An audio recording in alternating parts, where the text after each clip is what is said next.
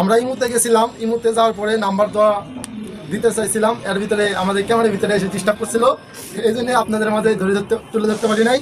আমি আবার আপনাদের মাঝে দেখাই যে কীভাবে ইমু নাম্বার দিয়ে খুলতে হয়।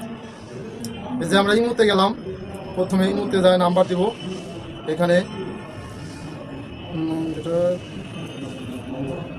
এই যে আমরা নাম্বার দিলাম, তারপরে ওকে করলাম।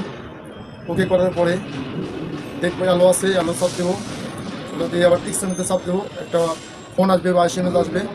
আসার পরে আমরা এখান থেকে কোডটা নিব, নেওয়ার পরে আমরা এখানে বসাবো। এই যে আমার এসএমএস আসছে, আপনাদের মাঝে এই হোয়াটসঅ্যাপ আসতে পারে। তারপরে আমরা নাম দেবো একটা, যেমন আমার নামই দেই জাহিদ হাসান, এই যে নাম দিলাম। তারপরে টিকশনতে চাপ দেবো, তারপরে একটা পিক যাবে, একটা পিক দিব, আমার একটা ছবি দেয় পিক, এই যেমন একটা পিক দিলাম। এই পিকটা নিয়ে ওকে করি, ওকে করার পরে মাঝখানে ধরে ওকে দিয়ে আমরা পিকটা দিয়ে নাম দিয়ে বসানো হলো, এলো দিলাম, পিক দিলাম। এই যে আমাদের ইমো খুলে গেল।